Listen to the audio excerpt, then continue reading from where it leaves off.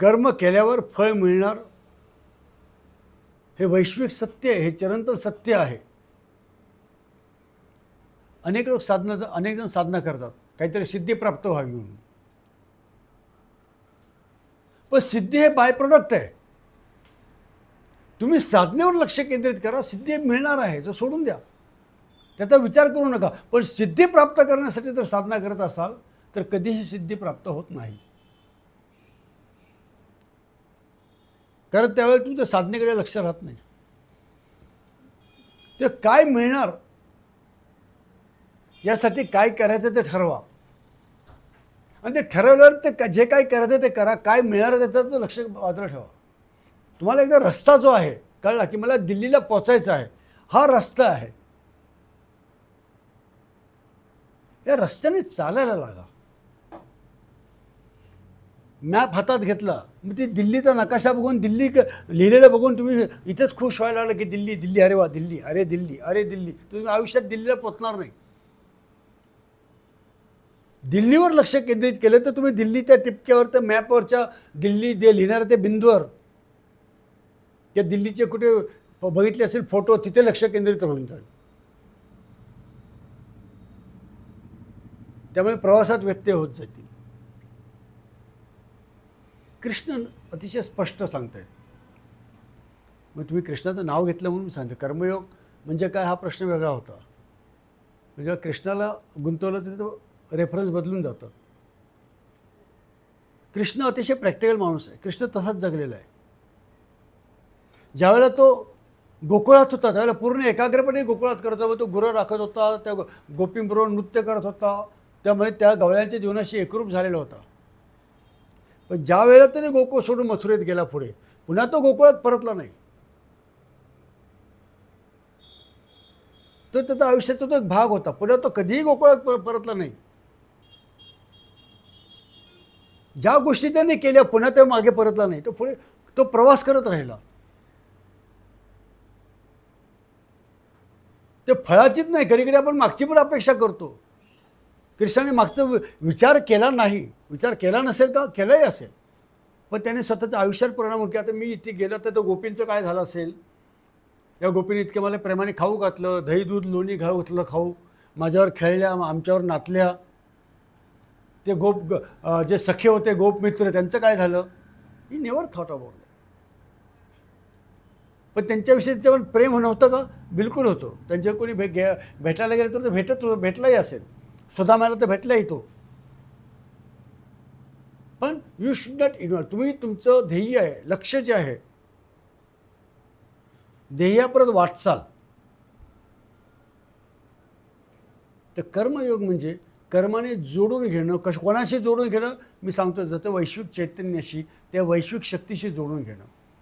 म्हणून वारंवार सांगतो की जो जोडला आहे तो भक्त, जो जोडलेला आहे तो योगी. मग जोडण्याचे अनेक प्रकार आहेत, जोडून घेण्याचे. मग कोणी ज्ञानाच्या मार्फत जोडून घेतो, मग त्याला ज्ञानयोगी म्हणतात. कोणी तपश्चर्याच्या मार्फत जोडून घेतो, तो तपस्वी योगी होऊ शकतो. कोणी संन्यास घेऊन, संन्यास म्हणजे समत्व धारण करतो. संन्यास म्हणजे समत्व धारण करणे. तर तो समत्व धारण करतो, सर्वाभूती, आणि त्या मार्गाने जोडून घेतो.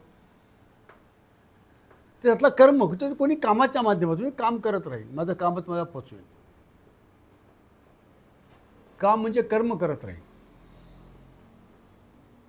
कर्म हा श्रीकृष्णनी दिलेला मोठा संदेश आहे की कर्मयोग, कर्म करत राहा, बसून काही मिळणार नाही.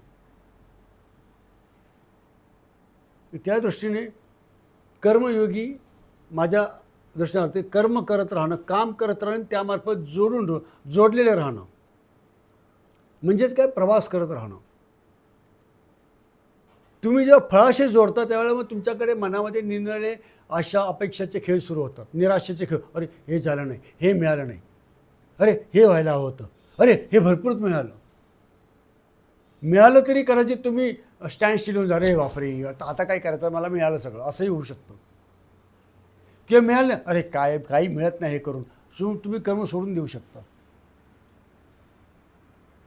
कर्मयोगी जो आहे खऱ्या अर्थाने तो याचा विचार करत नाही. त्याला माहिती आहे हे मी करत राहणं गरजेचं आहे. एका घावाने भिंत पडणार नाही, दुसऱ्या घावाने नाही पडणार, तिसऱ्या घावाने नाही पडणार. कर्म कर. तुम्ही 4 घाव मारले, 10 मारले, 100 मारले, भिंत पडली नाही, तुम्ही प्रयत्न सोडून देता. मला वाटतं आईन्स्टाईनची की कोणाची तरी कथा आहे, मी ऐकलेली आहे. ते इलेक्ट्रिकल बल्ब जळण्यासाठी ते 10,000 प्रयोग केले आधी. तो कर्मयोग. प्रत्येक प्रयोग तरी निष्ठेने केला. नाही फळ मिळत, ओके दुसरा करा, पुढचा करा, तिसरा करा. तो हरला नाही. हा कर्मयोग.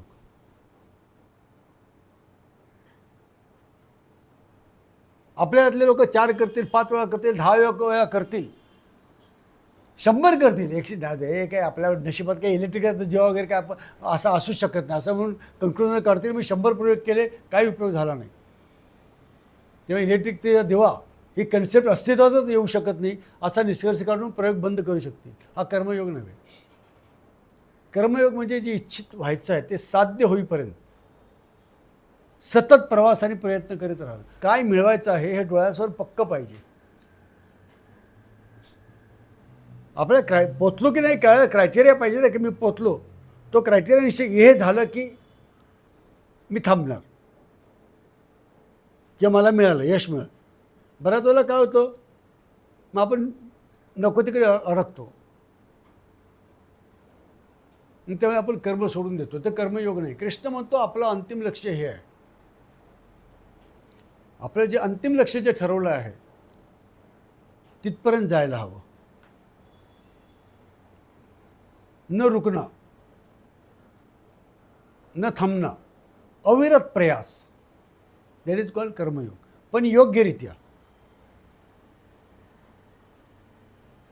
आईन्स्टाईनने 1000 प्रयोग केले, 10,000 केले, ते सगळेच्या सगळे प्रयोग युनिक होते, वेगवेगळे होते.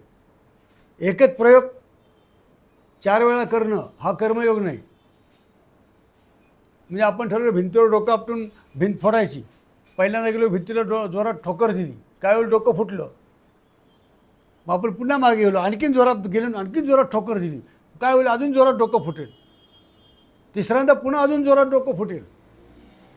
डोकं आपलं आपण बेशुद्ध होऊन जाऊ, पण भिंत फुटणार नाही. पुन्हा जागा झालो, पुन्हा तो भिंतीवर डोकं आपल्यात बसला. हा कर्मयोग नाही. एकदा दोनदा तीनदा आपल्याला कळलं पाहिजे नाही, भिंत फोडायला डोकं आपलं उपयोग नाही. त्याला काहीतरी दुसरं काम करायला पाहिजे. भिंत फोडण्यासाठी हातोड आणायला पाहिजे, घन आणायला पाहिजे किंवा सुरुंग लावायला पाहिजे. प्रयत्नामध्ये बदल पाहिजेत. एकच प्रयत्न करत राहणं, यश मिळत नाही तरीसुद्धा ती चूक आहे. कर्मयोग हे सांगतो की एकच प्रयत्न नाही करायचा. एकदा तुम्ही ट्राय करू बघा, नाही जमलं दुसऱ्यांदा बघा, तिसऱ्यांदाच गेला कन्फर्म झाला की नाही आता डोकं आपली भिंत फुटत नाही आहे हे नक्की. आईन्स्टाईनने एकच प्रयोग 10,000 वेळा केला का? नाही. प्रत्येक प्रयोग वेगवेगळे केले. त्या प्रयोगामध्ये काय चुका आहेत ते त्याने बाजूला काढल्या. पहिल्या प्रयोगामध्ये त्याला काही चूक मिळाली, ती बाजूला काढली. पुन्हा दुसरा प्रयोग मिळाला, मग त्यालाच काहीतरी चूक आढळली, ती बाजूला काढली. असं करत करत करत एक प्रयोग असा झाला की ज्यावेळी तो 100% परिपूर्ण झाला. आणि काय म्हणते, इलेक्ट्रिकचा दिवा पेटला, विजेचा दिवा पेटला. कर्मयोग म्हणजे तुम्ही अधिकाधिक परिपूर्ण होत जाणं, परफेक्ट होत जाणं, दोष काढत राहणं स्वतःमधले, स्वतःवर प्रयोग करणं. स्वतः आपण प्रयोगशाळा आहोत की नेमकं माझं काय चुकलं, मग ते काढायचं, पुन्हा कामाला सुरुवात करायची. पुन्हा दोन अडखळलं, अरे आता काय झालं, पुन्हा ते चेक करायचं, काय चुकलं, अरे हे आहे का, बरं पुन्हा स्वतःला चेक करत राहणं आणि त्यानुसार बदलत राहणं, नवनवीन प्रयोग करत राहणं हे कर्मयोग आहे.